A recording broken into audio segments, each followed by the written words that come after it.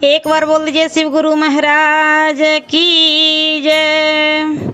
आइए अनंत भक्ति चैनल में आप सभी भक्तजनों का एक बार फिर से स्वागत है।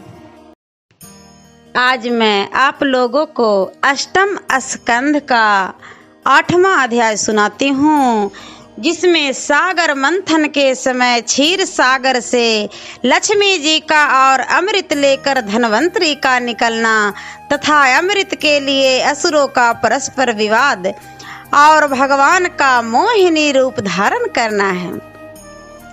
श्री सुखदेव जी कहते हैं, जब इस प्रकार शिव ने वह सारा विष पी लिया, तब विष रहित समुद्र को देखकर देवता और दैत्य बड़े प्रसन्न हुए। वे बड़े उत्साह से फिर समुद्र का मंथन करने लगे। अब तो अल्प समय में ही समुद्र से कामधेनु गौ उत्पन्न हुई। उसके पश्चात चंद्रमा के समान श्वेत रंग का उचैःसर्वा नामक घोड़ा उत्पन्न हुआ। उस घोड़े को दैत्यों के राजा बलि ने चाहा कि ले ले, किंतु देवताओं को तो विष्णु भगवान ने पहले ही सिखला दिया था। इससे देवराज इंद्र को बाली की वह बात स्वीकार न हुई। तत्पश्चात ऐरावत नाम का एक बड़ा विशाल गजराज उत्पन्न हुआ। उसके 4 दांत थे और वह शिव जी के कैलाश पर्वत के समान रंग का था। इसके पश्चात इस समुद्र से कौस्तुभ मणि प्रकट हुई कि जिसका लाल रंग था और वह पदराग मणि कही जाती है। इस मणि को श्री विष्णु जी ने अपने हृदय स्थल पर धारण किया। इसके पश्चात समुद्र से स्वर्ग का आभूषण परिजात प्रकट हुआ, जो याचकों के सब मनोरथों को पूर्ण करने वाला है। इसके पश्चात गले में स्वर्ण की असरफियों का हार और शरीर पर उत्तमोत्तम वस्त्रों का धारण किए अप्सराएं प्रकट हुई, जिनसे स्वर्गवासियों का मनोरंजन होता है। इसके पश्चात समुद्र ने लक्ष्मी जी को बाहर किया, जो भगवान में अविचल भक्ति धारण किए रहती हैं। उनके तेज से समस्त दिशाएं प्रकाशित हो गई। समस्त देवता, दैत्य और मनुष्यों ने उन्हें ग्रहण करना चाहा। लक्ष्मी जी का सौंदर्य, उनकी उदारता, तप और रंग से सबके सब आकर्षित हो गए। इंद्र उनके लिए अद्भुत आसन लाए। बड़ी बड़ी नदियां साक्षात शरीर धारण कर सोने के घड़ों में पवित्र जल भर कर ले आई। पृथ्वी ने अभिषेक के योग सब औषधियां प्रकट की। गौओं ने पंचगव्य दिया। ऋतुओं ने फाल्गुन, चैत और वैशाख में उत्पन्न होने वाले सब पुष्पों और फलों को प्रदान किया। ऋषियों ने विधि पूर्वक अभिषेक कराया। गंधर्वों ने मंगल गाए। वेश्याओं ने नृत्य और गान किए। देवताओं ने बड़े शब्द वाले मृदंग, पनव, गोमुख, मूरज, नगाड़ा, शंख, वेणु और वीणाओं को बजाया। पश्चात दिग्गजों ने भरे हुए घड़ों के हाथ में कमल लिए लक्ष्मी देवी को स्नान कराया और ब्राह्मणों ने सूत वाक पढ़े। समुद्र ने पीले रंग की रेशमी वस्त्र प्रदान किया और उसने लाकर वैजंती माला पहनाई। विश्वकर्मा ने अनेक प्रकार के आभूषण दिए। सरस्वती देवी ने हार दिया। ब्रह्मा ने कमल और नागों ने कुंडल प्रदान किया।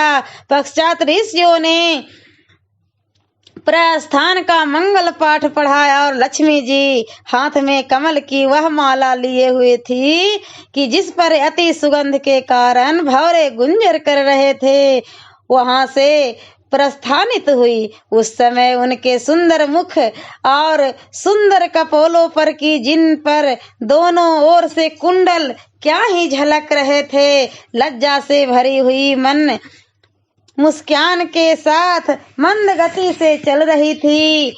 उनका कटिभाग अत्यंत कृष्ण था। उनके दोनों स्तनों का जोड़ा एक सा और परस्पर सटा हुआ सा था। उसमें चंदन लगा हुआ था और उनके चलने पर नुपुरों का बड़ा ही मनोहर शब्द हो रहा था। चलते समय वे स्वर्ण की लता के समान शोभायमान हो रही थी। वे अपने हाथों से वरमाला लिए सुंदर वर खोजने लगी। तब उन दैत्यों और देवों के मंडली में लक्ष्मी जी विचारने लगी, किंतु उन्हें निर्दोष पति बनाने योग्य वहां कोई भी नजर न पड़ा। आद्य महात्मा दुर्वासा आदि ऋषिश्वरों को देखकर लक्ष्मी जी कहने लगे, ये बड़े तपस्वी तो हैं, किंतु क्रोधी भी कम नहीं है, इससे ये वर के योग्य नहीं। बृहस्पति शुक्र आदि ज्ञानियों को देखकर बोली, इनमें भी तो ज्ञान असीम है, किंतु वैराग्य नहीं है, इससे पति बनाने योग्य इनमें भी कोई नहीं है। ब्रह्मा चंद्रमा आदि की ओर देखकर बोली, ये महात्मा बड़े हैं, किंतु कामदेव को ये भी नहीं पाए हैं, इससे ये भी पति बनने योग्य नहीं है। इंद्र आदि देवताओं को देखकर बोलने लगे, बेचारे पराधीन हैं, इनमें ईश्वर तत्व है ही नहीं, तब अधीनों को कौन बरे। परशुराम आदि धर्मनिष्ठ तो हैं, किंतु इनमें दया नहीं है। शिव आदि दानी तो हैं, किंतु वे भी मुक्ति के कारण न होने से मेरे वर के योग्य नहीं हैं। कीर्तिवीर समान बलि हैं, वे काल के वेग से बचे नहीं हैं। ऋषियों से रहित सनकादिकों को देखकर कहने लगी कि ये सदा समाधि में ही चूर हैं, इन्हें बरकर क्या करूंगी। मार्कंडे आदि में आयु है तो क्या, उनमें स्त्रियों के सुखकारी स्वभाव नहीं है। हिरण्यकश्यप के समान पुरुषों में स्त्रियों को सुख देने वाले स्वभाव तो हैं, किंतु उनकी भी आयु का निश्चय नहीं है कि कब यहाँ से चलते बने। इससे ऊपर कहे देव दानव सभी में कोई न कोई दोष विद्यमान है, तब सभी त्यागने ही योग्य हैं। सदा शिव शंकर को देखकर कहने लगी कि यद्यपि ये सर्वगुण संपन्न और निर्दोष भी हैं, फिर भी इनका डरावना स्वरूप देखकर भय लगता है।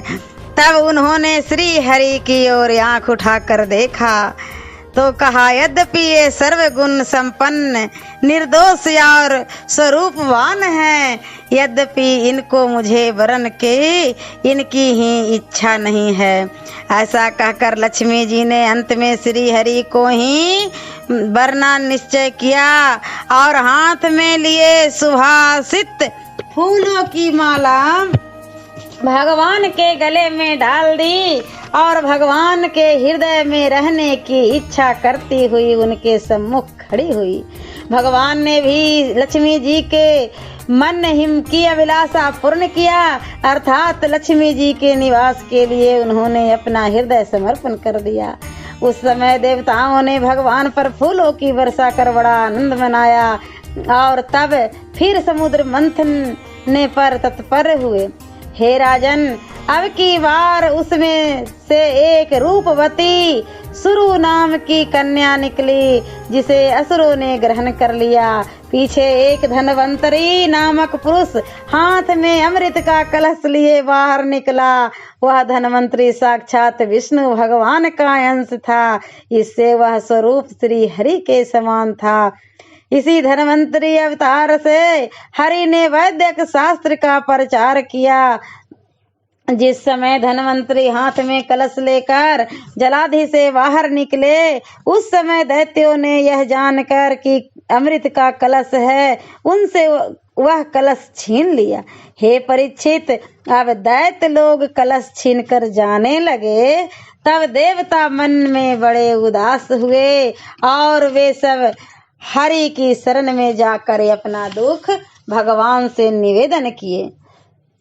श्री हरि ने कहा, तुम सब उदास मत हो, अपनी माया के प्रभाव से मैं उनमें परस्पर से कलह कराकर तुम्हारा काम पूरा करूंगा। हे राजन, इधर असुरों में भारी कल्लह मचा। कोई कहता था कि इस अमृत को मैं पीऊंगा और कोई कहता कि नहीं मैं पीऊंगा। कोई कहने लगा, अरे इसमें देवताओं ने भी परिश्रम किया है, इससे उसमें उनका भी भाग लगेगा। यह धर्म सनातन से चला आया है कि जिस धन के उपार्जन में अनेकों का बल लगता हो उसमें सबको बराबर भाग मिलता है। इस प्रकार से वे दैत्य आपस में जब कोई बलवान दैत्य उस कलश को छीन लेता तब एक दूसरे निर्मल दैत्य ऐसा कहकर उनसे वह अमृत का भाग लेने की चेष्टा करते थे।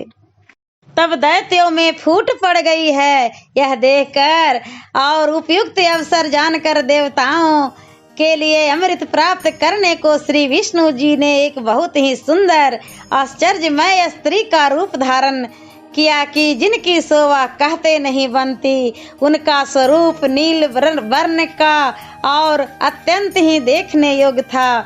उसके अंग प्रत्यंगों की शोभा अपूर्व थी और मानो उसके सभी अंग सांचे से ढले हुए एक समान थे। सुंदर कपोलों पर कानों के आभूषण शोभायमान हो रहे थे।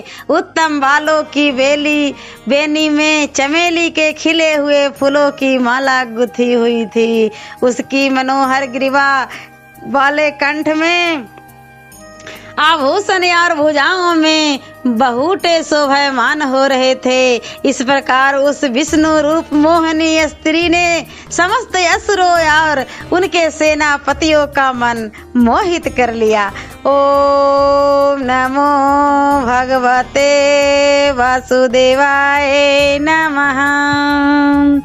और अष्टम स्कंध का 9वां अध्याय मैं अगले वीडियो में सुनाती हूँ। ऐसे ही मनोरंजक कथाएं, कहानियाँ और भक्ति गीत सुनने के लिए हमारे इस चैनल अनंत भक्ति को सब्सक्राइब करें और वीडियो अच्छी लगी हो तो लाइक का बटन जरूर दबाएं। धन्यवाद।